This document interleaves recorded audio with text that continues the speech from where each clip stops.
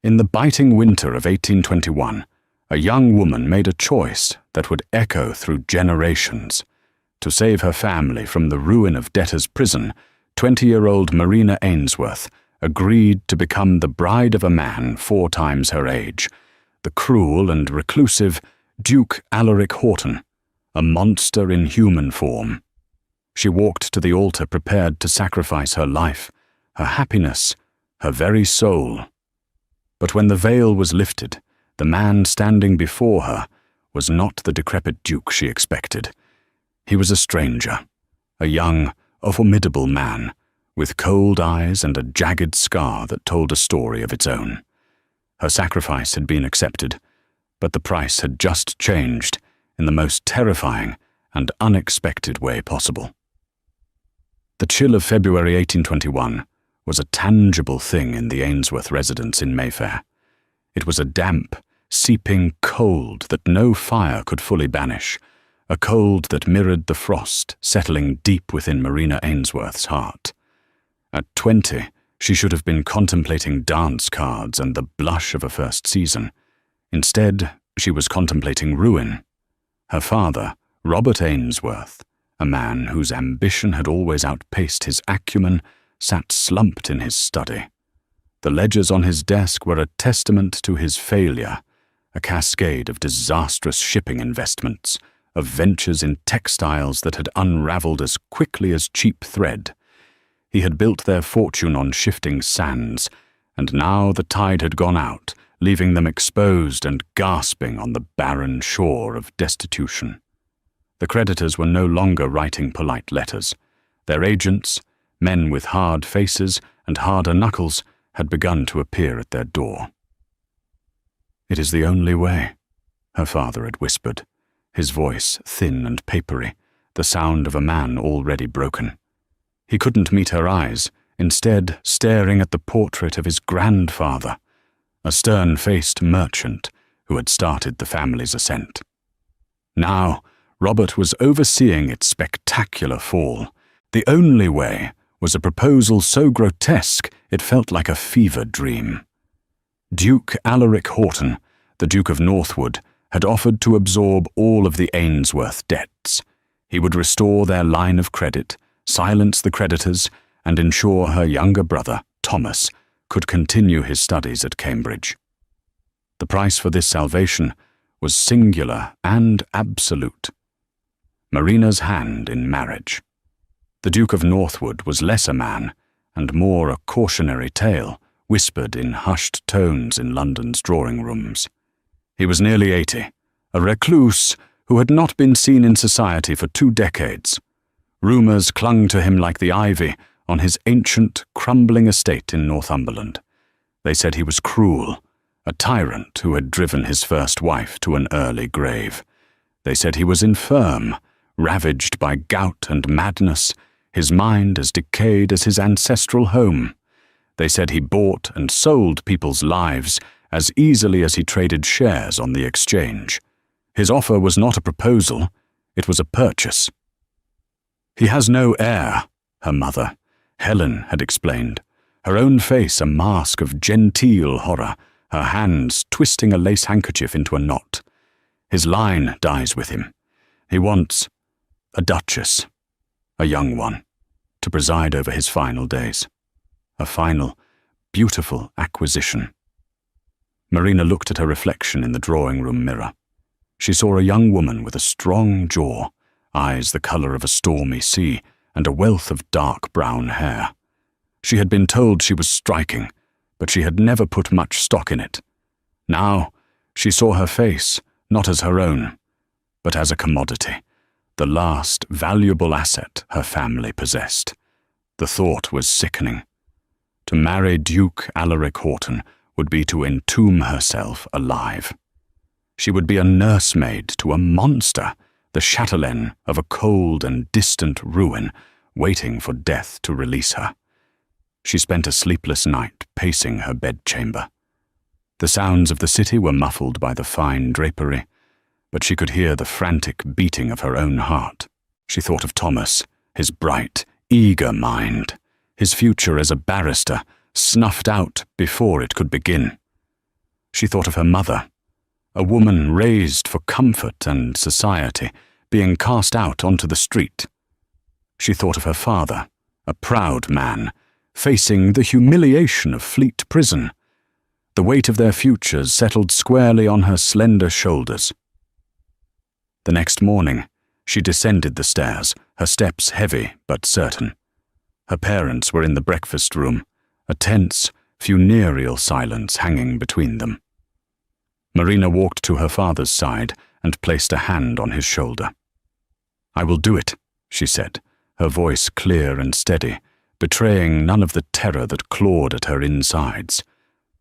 "I will marry the Duke." The relief that washed over her father's face was so profound it was almost ugly. It was the look of a drowning man who had just been thrown a rope, uncaring that the rope was tied around his own daughter's neck. Her mother began to weep silently, a mixture of gratitude and guilt that was almost harder for Marina to bear. The days leading up to the wedding were a surreal blur. The Duke's solicitors, a severe pair from the firm of Cromwell & Sons, descended upon the house. Contracts were signed, deeds were transferred. The Ainsworth debts vanished as if by malevolent magic. In their place, a trousseau of opulent gowns appeared, fabric so fine they felt alien against Marina's skin. They were the silks of a sacrificial lamb. Marina never met her betrothed. All correspondence was conducted through the solicitors. He did not request her portrait, nor did he send one of his own.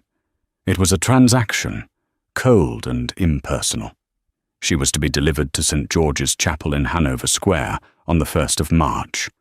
The Duke would meet her there. He had requested no guests from her side, save for her parents as witnesses. He, it was said, would bring only his man of business. It was to be a private, almost clandestine affair. On the morning of her wedding, Marina felt a strange and unnerving calm. The fear was still there, a cold stone in the pit of her stomach, but it had been joined by a grim resignation.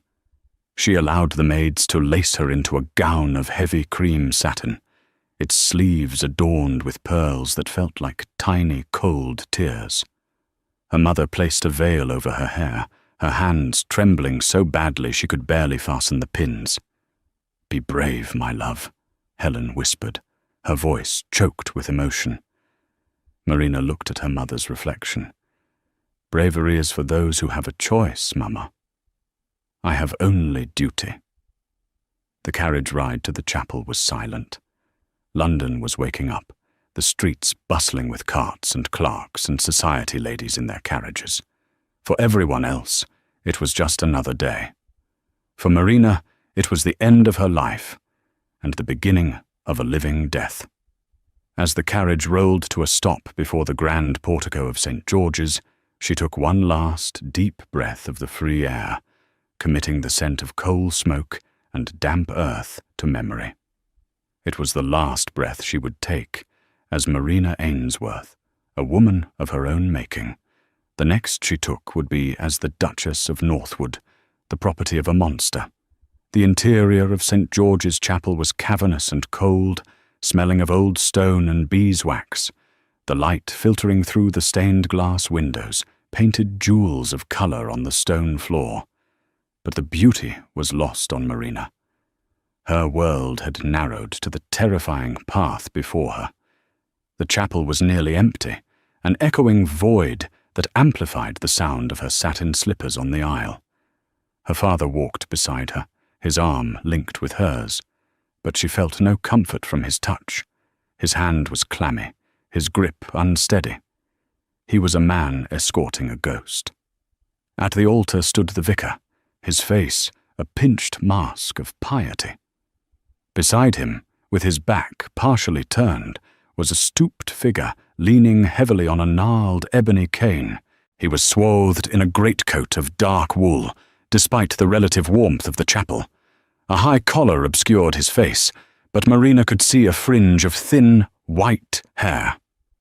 This was him, Duke Alaric Houghton, the monster. A wave of nausea rolled through her. so potent she swayed on her feet. Her father's grip tightened, holding her upright. She reached the altar and her father released her arm, stepping back to stand beside her mother. Marina was alone, standing before the man who had bought her. She kept her eyes fixed on the floor, on the patterns the light made, on anything but the hunched figure beside her. The vicar cleared his throat, the sound unnaturally loud in the silence. "We are gathered here today," he began, his voice droning on. The familiar words of the marriage ceremony rendered meaningless by the horror of the situation. Marina felt utterly detached, as if she were watching a play from a great distance. Her responses were automatic, whispers spoken by a part of her she no longer recognized. The moment came for the groom to speak his vows. The hunched figure remained silent. The vicar paused, a flicker of uncertainty in his eyes. He cleared his throat again. "Your Grace?" From the pews, a second man rose. He was younger, perhaps 30 years of age, and dressed in the severe black of a solicitor. He approached the altar and spoke in a low voice to the Duke. There was a faint, rattling cough from beneath the greatcoat, then a slow, deliberate nod. The ceremony continued. When it was time for the ring, the Duke fumbled, his hand shaking violently. The solicitor stepped forward again, taking the ring and passing it to him. The Duke's hand, ancient and gnarled, reached for hers. His skin was like dry parchment, his touch reptilian. Marina flinched but forced her hand to remain steady as he clumsily slid the heavy gold band onto her finger. It felt like a manacle. "I now pronounce you man and wife," the vicar intoned, his voice rushing towards the end. "You may kiss the bride." An eternity seemed to pass in the heavy silence. Marina braced herself, her eyes squeezed shut, her entire body rigid with revulsion. She anticipated the dry, foul touch of his lips, but it never came. Instead, she heard a sharp, wet cough, followed by a heavy, final-sounding sigh. Then, a distinct thud as the ebony cane clattered against the stone floor. Her eyes snapped open. The old Duke was swaying, his body seeming to fold in on itself. The younger man, the solicitor, lunged forward, catching the Duke just before he collapsed completely. Her father gasped. Her mother let out a small, strangled cry. Marina stood frozen, her heart hammering against her ribs. What was happening? But the chaos was not over. As the solicitor struggled to support the dead weight of the old man, another figure emerged from the shadows near the altar. He moved with a lithe, powerful grace that was the complete antithesis of the crumpled form of the Duke.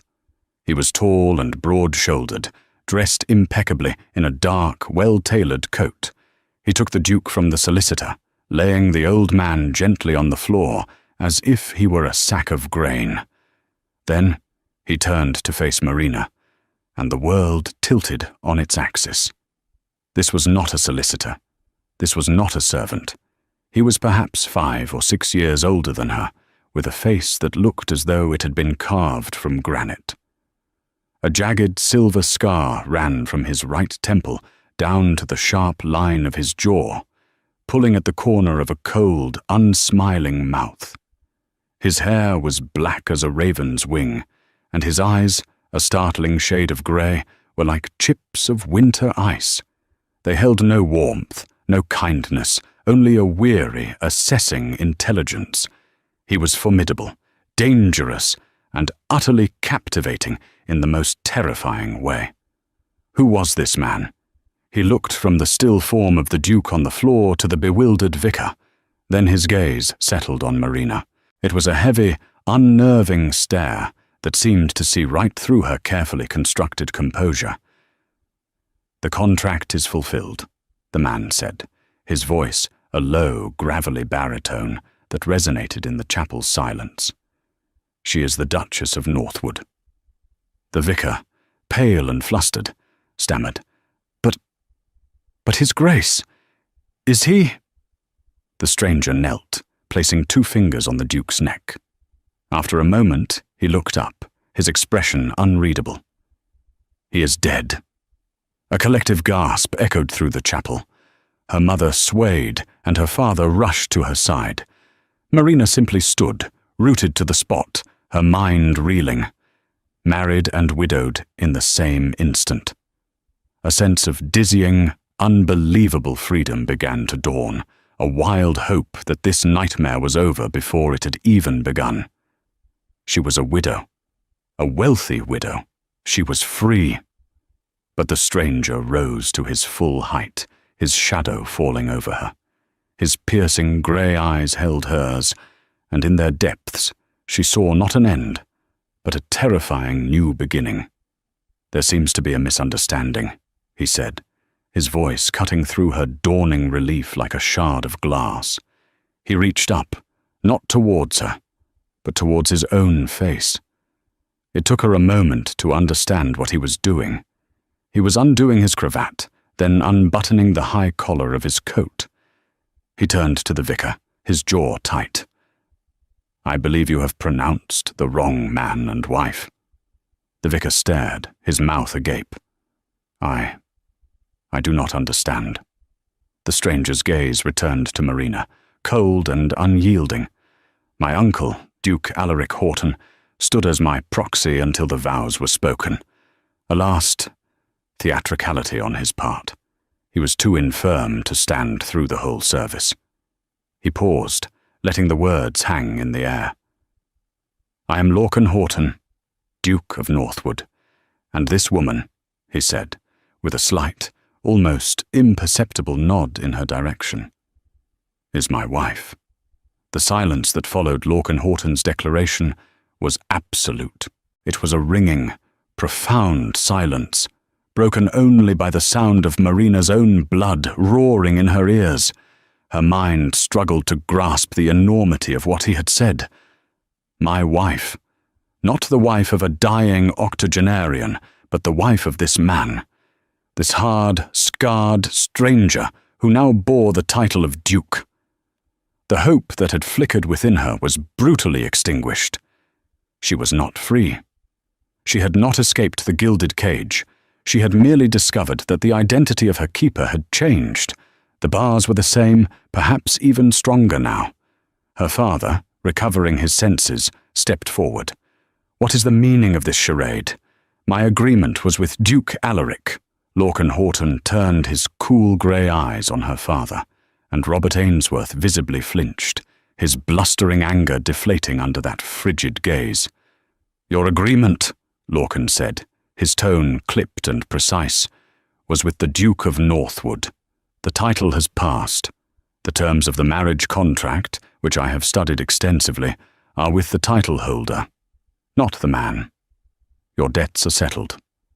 Your daughter is the Duchess. The contract is binding." There was no arguing with the cold finality in his voice. The law, it seemed, was on his side. He was the Duke now, and she was his Duchess, a piece of property transferred along with the title. The body of the old Duke was discreetly removed by the solicitor, and another man who seemed to appear from nowhere. There was no grief, no ceremony. It was the efficient disposal of an inconvenience. Marina watched it happen, numb and disconnected. "Come," Lorcan said. It was not a request. He took her arm, his grip firm but not painful. His touch sent a strange jolt through her, a startling awareness of the sheer physical presence of the man. He led her from the chapel, past her stunned and silent parents. He paused only for a moment, looking back at them. "My man of business, Mr. Pendleton, will be in contact with you regarding the final settlement of your affairs. Do not attempt to contact my wife." His wife. The words were a brand. He swept her out of the chapel and into the cold March air, where a formidable black carriage, bearing the Houghton crest, awaited them. The door was opened by a footman, and Lorcan guided her inside before climbing in after her, his large frame filling the space. The carriage lurched forward, and London, the only home she had ever known, began to slide past the window.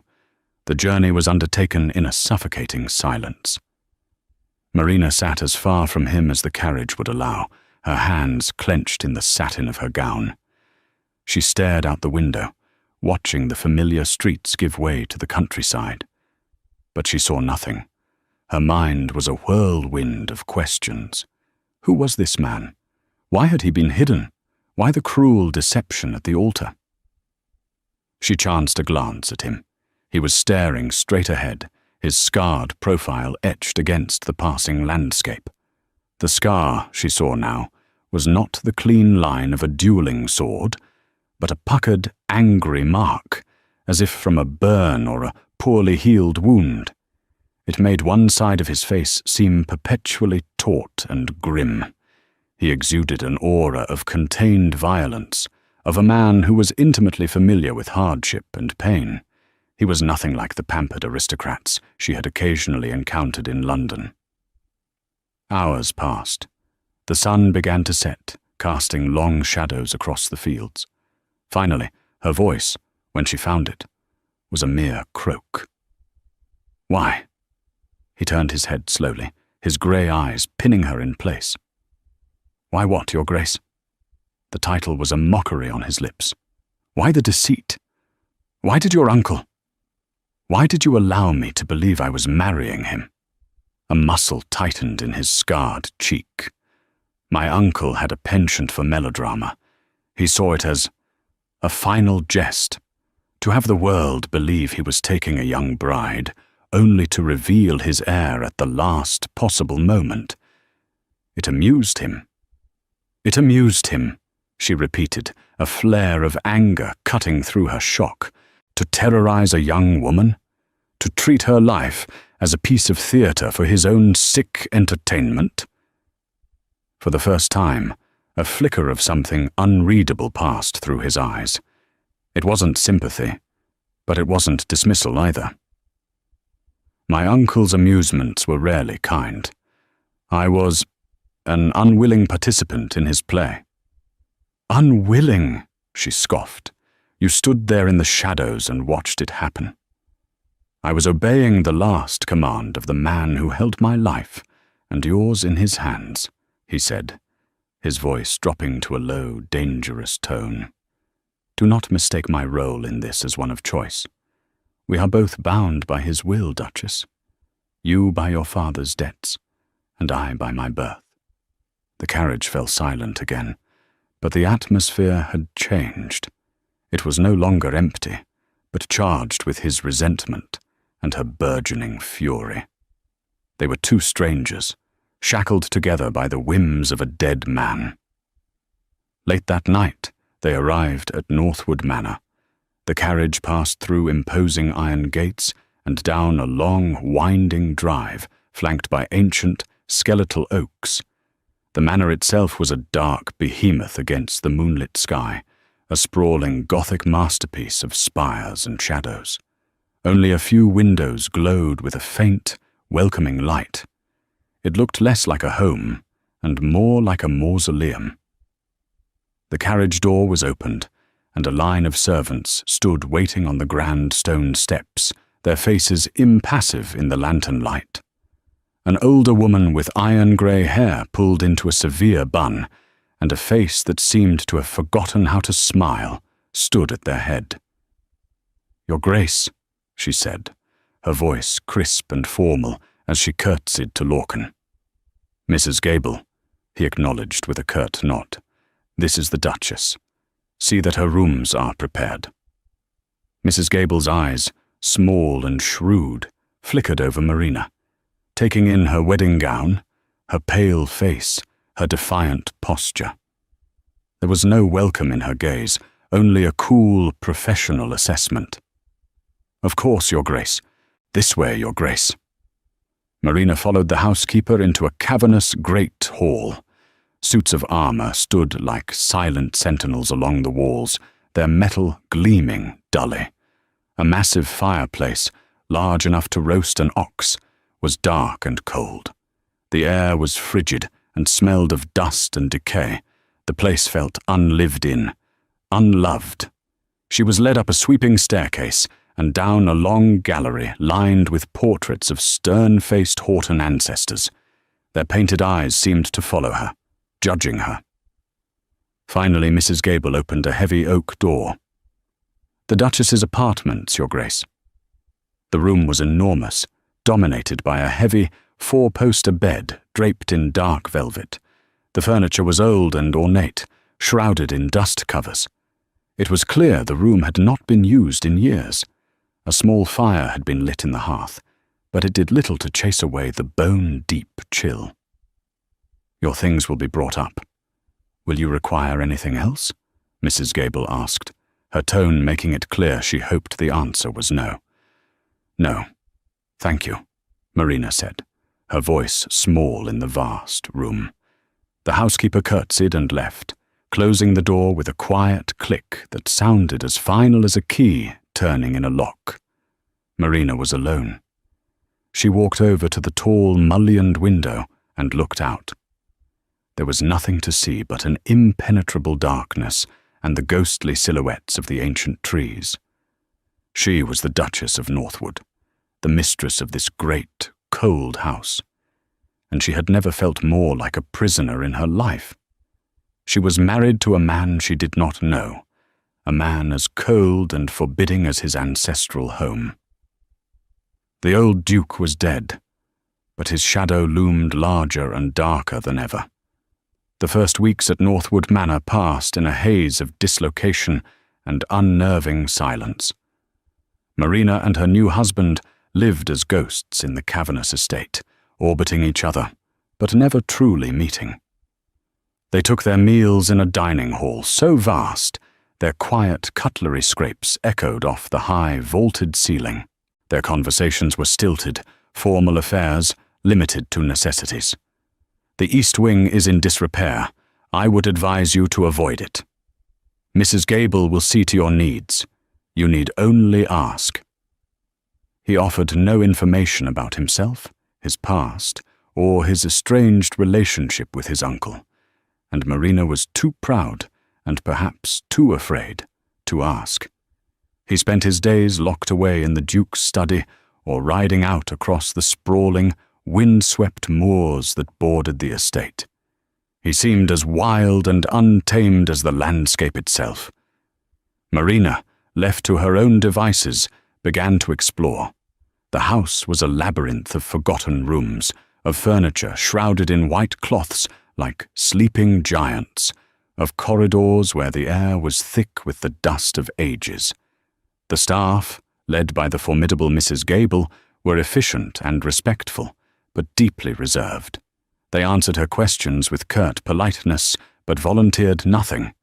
They were loyal to the house, to the name of Horton, and she, an outsider, had not yet earned a place in that hierarchy. She learned through snippets of conversation between maids that Lorcan hadn't grown up at Northwood. He had arrived only a few years prior, returning from the wars on the continent. The old Duke had summoned him, his last living blood relative, to be his heir. The relationship between them had been, by all accounts, glacial. One rainy afternoon, her explorations led her to the manor's library. It was a magnificent two-story room, lined from floor to ceiling with leather-bound books. It smelled of paper, leather, and time. But unlike the rest of the house, this room felt lived in. A fire was roaring in the hearth, and a decanter of brandy sat on a small table next to a worn leather armchair. This was Lorcan's sanctuary. As she ran her fingers over the spines of the books, she noticed a small, beautifully bound volume of poetry by Lord Byron left on a reading stand. It seemed out of place amidst the stoic histories and agricultural treatises, a flash of passion in a world of duty. A faint pencil mark was drawn next to a verse from Childe Harold's Pilgrimage. "I have not loved the world, nor the world me. I have not flattered its rank breath, nor bowed to its idolatries." It was a small window into the soul of the man she had married, a hint of a romantic, brooding spirit hidden beneath the granite exterior. Her tentative peace was shattered a fortnight after her arrival by the return of Mr. Pendleton, the solicitor. He arrived in a flurry of papers and officious pronouncements, requesting a meeting with both the Duke and Duchess in the main study. The study was the heart of the old Duke's power, a dark, wood-panelled room dominated by a massive desk. Lorcan was already there, standing by the window, looking out at the rain-swept grounds. He acknowledged her presence with a stiff nod. Mr. Pendleton, a dry man with a face like crumpled parchment, did not waste time with pleasantries. He laid a thick document on the desk, its red wax seal already broken. "Your Graces," he began, "I am here to discuss the particulars of the late Duke's will and, more specifically, the codicil pertaining to the marriage contract." Marina felt a prickle of unease. Lorcan turned from the window, his face a stony mask. "The primary terms are as expected," the solicitor continued, peering at them over his spectacles. "The title, the lands, the main Horton fortune, they all pass to you, Your Grace." He nodded at Lorcan. However, Duke Alaric was a man of particular precautions. He cleared his throat and read from the document. "In the event of my death, following the solemnization of the marriage between my heir and Miss Marina Ainsworth, the transfer of the full Northwood assets is conditional. The marriage must be proven fruitful. An heir, a male child, must be born to the union within 1 year of my passing." Marina felt the blood drain from her face. She stared at the solicitor, uncomprehending. Mr. Pendleton continued, oblivious to her shock. "Should no male heir be produced within the specified time frame, the primary fortune, the London properties, and all liquid assets shall be diverted from the ducal line and placed into a trust. This trust is to be administered by my cousin, Mr. Gideon Fitzwilliam." "Fitzwilliam!" Lorcan bit out, the name a curse on his lips. "Yes, Your Grace," the solicitor said. "The land and the title would remain yours, of course, but the fortune that maintains them would be gone. You would be, if you'll pardon the expression, a pauper duke." The room was silent, save for the drumming of the rain against the window pane. Marina felt sick. This wasn't just a marriage, it was a contract for breeding. The old duke's cruelty reached out from beyond the grave, a final, manipulative twist of the knife. He had not just bought her as a bride, he had bought her as a vessel, a means to an end, and he had put a cruel time limit on her purpose. "That is all," Mr. Pendleton said, beginning to gather his papers. "I wish you both success." After the solicitor had gone, the silence in the room was thick with unspoken words. Marina's mind was racing.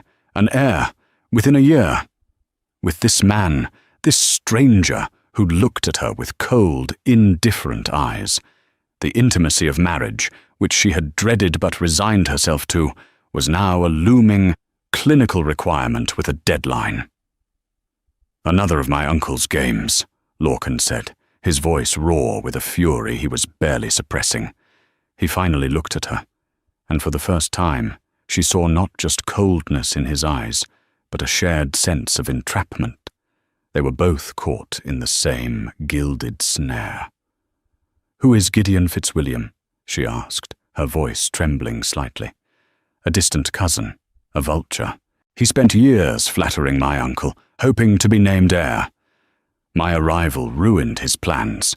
Clearly, my uncle gave him one last chance to claim the prize." He ran a hand through his dark hair, a gesture of pure frustration. "The old devil. He pits us against each other, against the clock. He ensures that even in death, his puppets dance to his tune."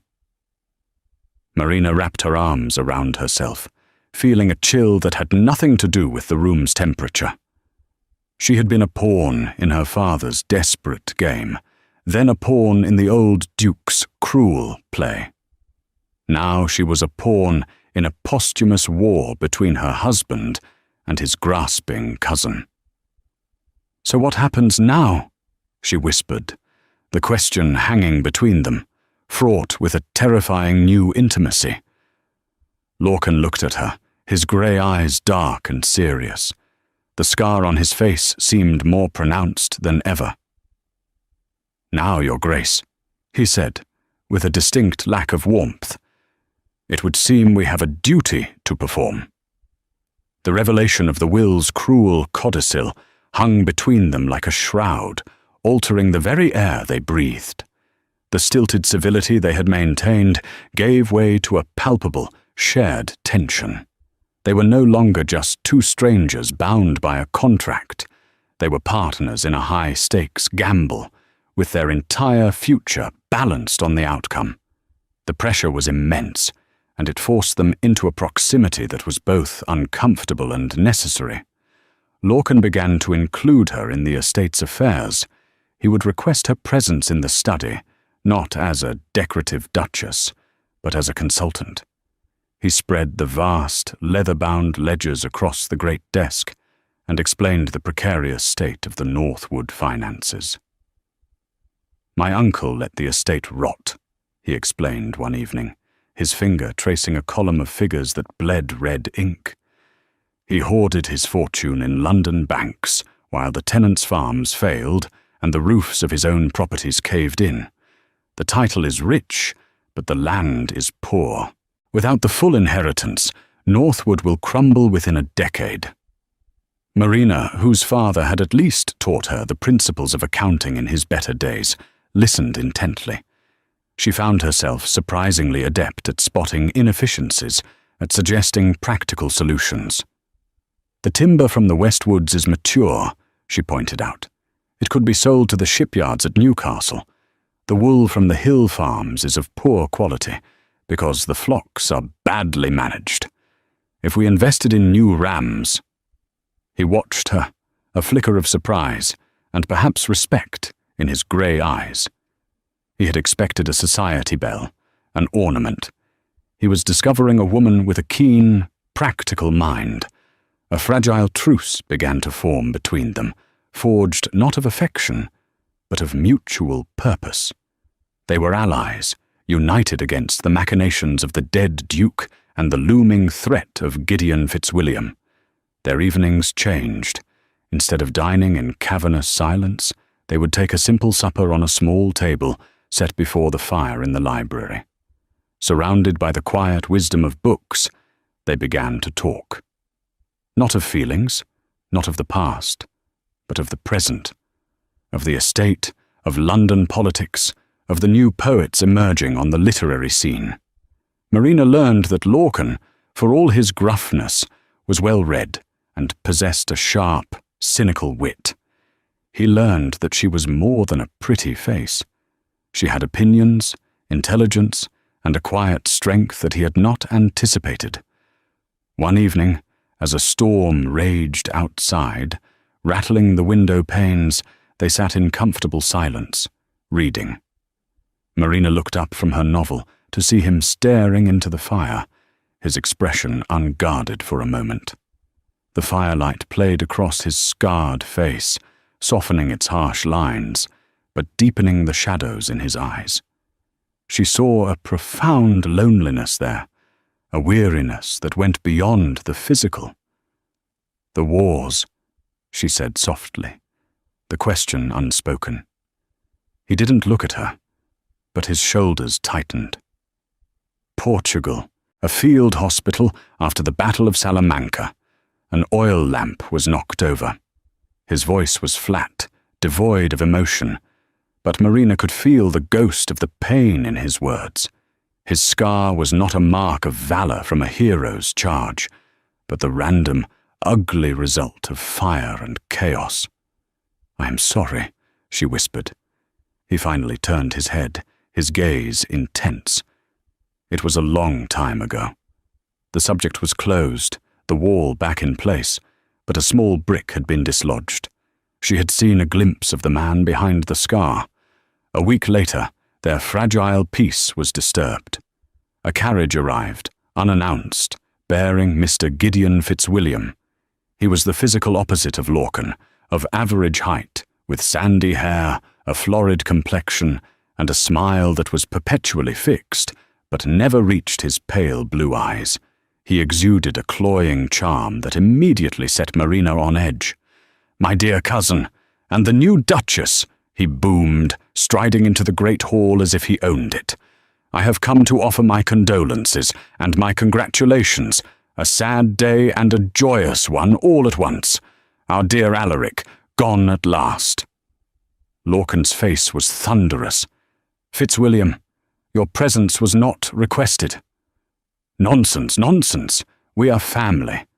Gideon's eyes swept over Marina, a flicker of something covetous in his gaze that made her skin crawl.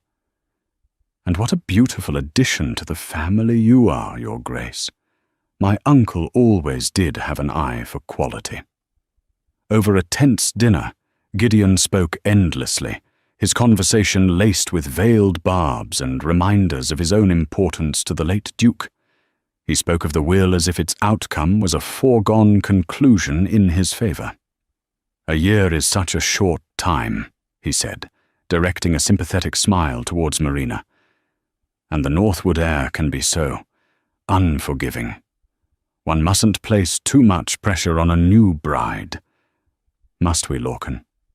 Marina felt a surge of protective anger, not just for herself, but for Lorcan. She saw Gideon for what he was, a parasite circling what he believed to be a dying carcass. She placed her hand gently on Lorcan's arm, a simple, public gesture of unity. "My husband and I are quite confident, Mr. Fitzwilliam," she said, her voice cool and steady. "The Northwood air suits me perfectly. We are looking forward to our future here." Lorcan looked down at her hand on his arm, then back at her face. The surprise in his eyes was mingled with something else, something she couldn't quite name. Across the table, Gideon's smile tightened. He had come to sow discord and had found a united front. Later that night, after Fitzwilliam had retired, Lorcan walked Marina to the door of her apartments. The hallway was dark, lit only by a single flickering candle. "Thank you," he said, his voice a low rumble. "For what?" "For tonight. For—" He gestured vaguely back towards the dining hall. "He came here to assess us, to see if the alliance was weak."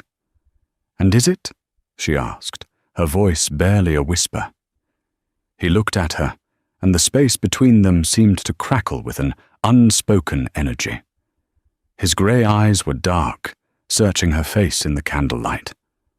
For a moment, she thought he might lean in, that he might bridge the gap that separated them. The thought sent a shiver of both fear and a strange, unexpected anticipation through her. But he only gave a stiff, formal bow. "Good night, Your Grace." He turned and walked away, his footsteps echoing down the long, dark corridor. Marina stood for a long time, her hand on the cold brass of the doorknob. Their truce was holding.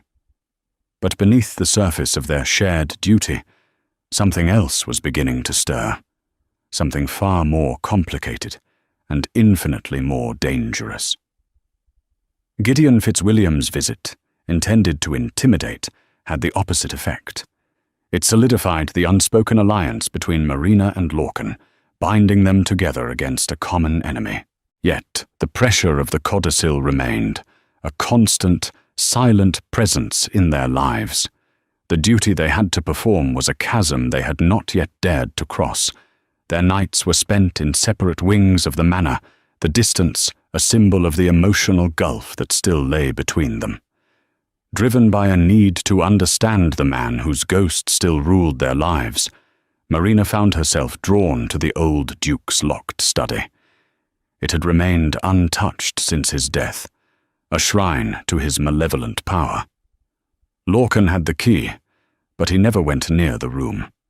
When Marina asked for it, he simply handed it over, his face grim. "Be careful," he warned. "The past is not always a welcoming place." The room was just as she had imagined it, dark, oppressive, and smelling faintly of brandy and decay. She began to sift through the mountain of paperwork on his desk, searching for anything that might give them an advantage, any loophole or forgotten asset. What she found was far more personal and far more shocking. Tucked away in a locked drawer, she discovered a small, leather-bound ledger. It wasn't for the estate. It was a private record, written in the Duke's spidery, cruel hand. It detailed personal loans he had made over the years, not as investments, but as instruments of control. And there, on a page dated over 2 decades ago, she saw a familiar name, Robert Ainsworth. Her breath caught in her throat. She read the entry, her horror growing with every word. It wasn't a record of a business loan for a shipping venture. It was a gambling debt, a massive one, incurred over a series of high-stakes card games.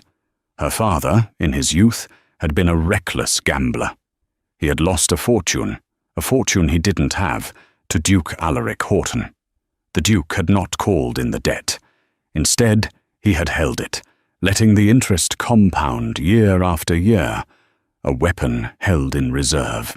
He had watched her father build his new life, his new fortune, all while knowing that he, the Duke, owned him completely. The recent disastrous investments hadn't been mere bad luck. The Duke had engineered the collapse, calling in markers from other men he controlled, ensuring every one of her father's ventures failed spectacularly. He hadn't simply stumbled upon the Ainsworths in their time of need. He had meticulously crafted their ruin to force her hand. But why? Why this elaborate, cruel, decades-long game? The answer was in a packet of yellowed letters tied with a faded ribbon, tucked at the bottom of the drawer. They were letters written by her mother, Helen, to the Duke. Written long before she had married Robert Ainsworth. They were love letters. The world tilted. Her beautiful, genteel mother and the monstrous Duke Alaric. It was unthinkable. The letters revealed a youthful, passionate affair. Helen had been the daughter of a minor baron, and Alaric, then a widower in his 50s, had been captivated by her. But she had ultimately rejected him, choosing the handsome, charming, and penniless Robert Ainsworth instead. It all clicked into place with sickening clarity. This was not about an heir. It was not about a business transaction. It was the ultimate revenge. The old Duke, spurned decades ago, had systematically destroyed the man his love had chosen, and then, as his final act of possession, he had claimed the daughter of their union for his own line. He couldn't have the mother, so he would purchase the child. Shaking, Marina carried the ledger and the letters to the library where Lorcan was working. She laid them on the table before him without a word. He looked at her pale face, then down at the evidence. He read in silence, his expression hardening into a mask of cold fury. When he looked up, his eyes were filled with a darkness she had never seen before. "The man was a demon," he whispered. "He poisoned everything he touched." The shared discovery broke down the last of their reserve. That night, sitting before the fire, he finally told her his own story. "I was not raised to be a duke," he said, his voice low and rough. "My father was his younger brother, a gentleman, a scholar. My uncle hated him for it, saw his scholarly pursuits as a weakness. When my parents died of influenza, he took me in. Not out of kindness, but duty. He tried to mold me in his own image, ruthless, cold, manipulative. I resisted. He gestured to his scarred face. This was no accident in a field hospital. I was 16. We argued. He had done something unspeakable to one of the tenant farmers. I called him a monster to his face. He picked up a hot poker from the fire. He told me he would teach me that the world rewards scars, not sentiment. Marina gasped, her hand flying to her mouth. The sheer, calculated cruelty of it was breathtaking. I ran away the next day, Lorcan continued, his gaze fixed on the flames. I joined the army under a different name. I never intended to come back, but years later his solicitors found me. He was dying, with no heir. He offered me a bargain. Return, accept the title, and he would make amends. He would fund a school my father had always dreamed of building. It was a lie, of course. Just another manipulation to get what he wanted. To ensure the Horton name continued. Here they were. 2 lives, shattered and reshaped by the same man's obsessive cruelty. Marina looked at Lorcan, at the pain etched into the lines of his face, the vulnerability he finally allowed her to see, and felt a profound, aching connection to him. He was not the cold, intimidating stranger from the altar. He was a survivor, just like her. A sudden commotion from the great hall shattered the intimacy of the moment. A footman burst into the library, his face pale with alarm. "Your Grace, it's Mr. Fitzwilliam. He's arrived with a magistrate." Lorcan was on his feet in an instant. They hurried to the hall to find Gideon standing there, a smug look on his face, flanked by a stern-faced man in official attire. "Lorcan!" Gideon cried, his voice dripping with false concern. "Thank heavens I arrived in time. I have just received the most disturbing news from London." He turned to Marina, his expression one of mock pity. "My dear Duchess, I am so sorry. It seems your father, Robert Ainsworth, has been arrested, placed in debtor's prison. It appears the funds from your marriage never cleared his accounts. A terrible oversight, I'm sure." Marina stared at him, her blood running cold. It was a lie. The contracts were ironclad. "The magistrate is here," Gideon continued smoothly, "to place a lien on the Northwood assets, pending an investigation into the fraudulent nature of this marriage. It seems you, my dear cousin," he said, turning back to Lorcan, "are not the Duke after all. Not until this sordid business is settled. And by then," he added with a triumphant smirk, "the year will be up." It was his master stroke. A lie, but a powerful one, backed by a corrupt official. He meant to tie them up in legal battles, to seize control, to win by default. Lorcan stepped forward, placing himself between Marina and the others. His hand went to the hilt of a decorative sword hanging by the fireplace. "Get out of my house," he snarled, his voice a low, deadly growl. "It is not your house," the magistrate declared, puffing out his chest. "Not anymore." Gideon smiled, a predator's smile. He had them trapped. The great hall crackled with tension. Gideon Fitzwilliam stood with his bought magistrate, the very picture of triumphant villainy, believing he had won. He had underestimated them both. Marina stepped forward, her fear replaced by a cold anger, moving to stand beside Lorcan. "Magistrate," she said, her voice ringing with authority. "On what grounds do you place a lien on this estate? Our marriage contracts were handled by Cromwell and Sons.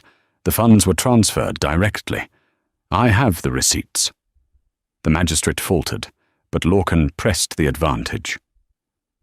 "While we discuss legalities," he said, his voice dangerously soft, "perhaps you'd be interested in the late Duke's private ledgers. They detail fascinating arrangements with certain public officials. I am sure the Crown would be most interested." The official's face went white. "Lies! Slander!" Gideon sputtered, seeing his plot unravel. "Is it?" Marina challenged, playing her final card. She held up the packet of her mother's letters. "I also have these, Mr. Fitzwilliam. Letters that suggest your own attempts to blackmail the late Duke. Shall we discuss them?" It was a calculated guess, but it hit its mark. Gideon stared at the letters, his face a mask of shock and fury. Lorcan delivered the final blow. "You have two options, Fitzwilliam. You can leave my home now and never return, or you can stay, and we can all travel to London to present our evidence to the House of Lords. I wonder whose story they will find more compelling." Checkmate. With a strangled curse, Gideon turned and stormed out of the hall, the magistrate scurrying after him. The heavy oak door slammed shut, the sound echoing in the sudden, profound silence. The threat was gone. They had faced it together, and they had won. Marina's composure finally crumbled, and she swayed as delayed shock washed over her.